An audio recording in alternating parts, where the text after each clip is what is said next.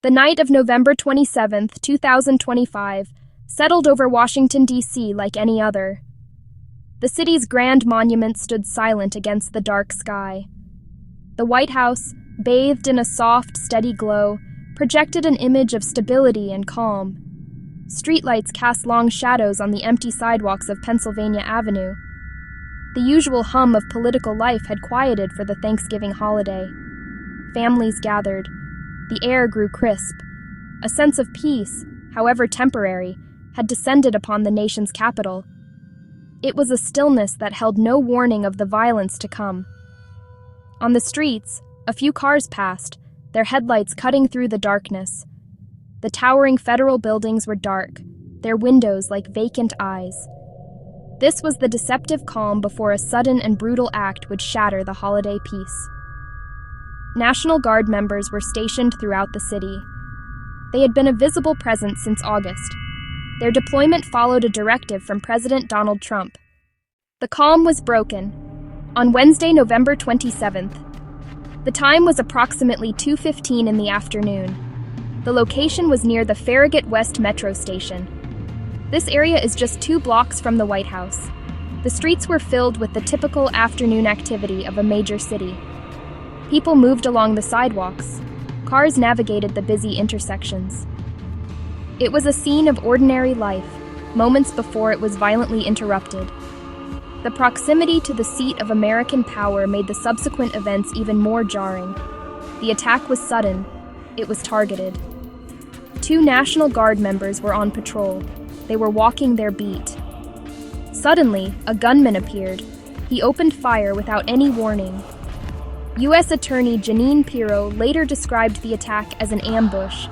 There was no provocation. The shooter approached the Guard members and began firing. The sound of gunshots echoed through the downtown streets, replacing the normal city sounds with chaos and fear. The ordinary afternoon was instantly transformed into a scene of violence. The attack was swift and brutal. According to officials, the assault was horrifically personal. One guardsman was struck by a bullet. He fell to the ground. The shooter then leaned over the fallen soldier. He fired again. Another guardsman was also hit several times. One of the victims was U.S. Army Specialist Sarah Beckstrom.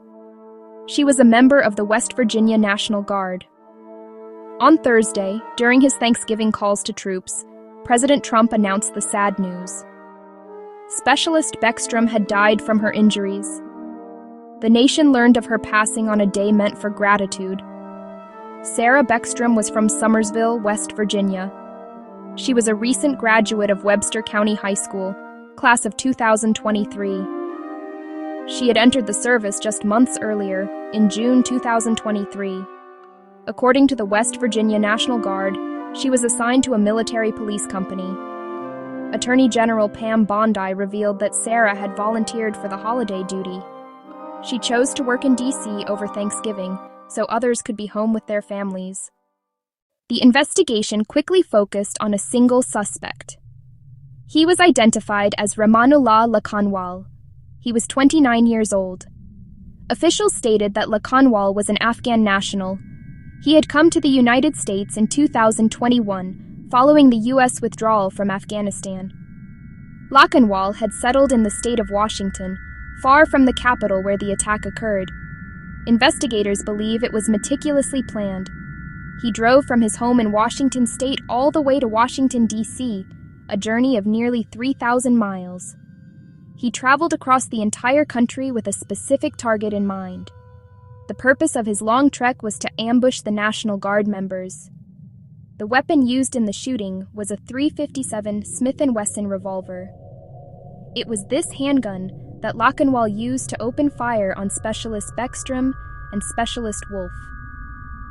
The choice of a revolver suggests a degree of familiarity with weapons.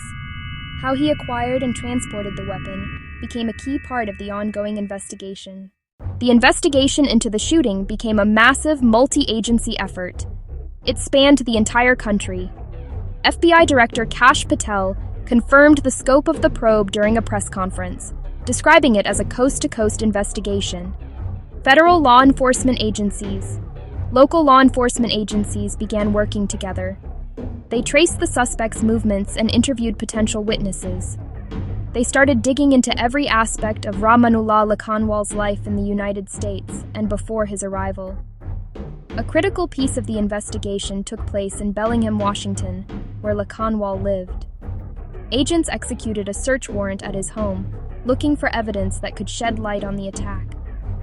Officials found numerous electronic devices, computers, phones, and other digital media, seized for forensic analysis. Experts began extracting information, communications, search histories, and other data that could explain why he targeted the National Guard. They looked for contacts and travel plans. They screened for ideological material. The electronic trail could reveal co-conspirators or a radicalization process, if one had occurred. Director Patel told reporters the probe was being treated as an ongoing investigation of terrorism.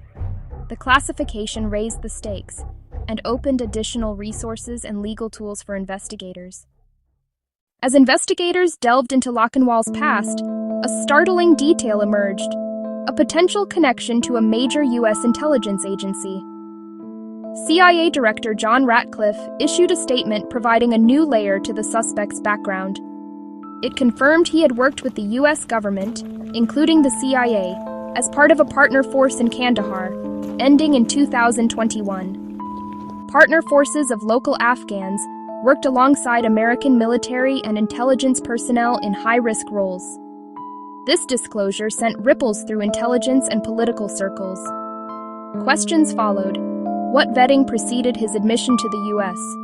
What changed between Kandahar and the cross-country drive to D.C.? That he was once a trusted ally made the alleged betrayal all the more chilling and difficult to comprehend. Did he hold a grievance? Was he coerced or radicalized after arrival? For now, the answers remain out of reach. With the suspect in custody, the legal process began to take shape.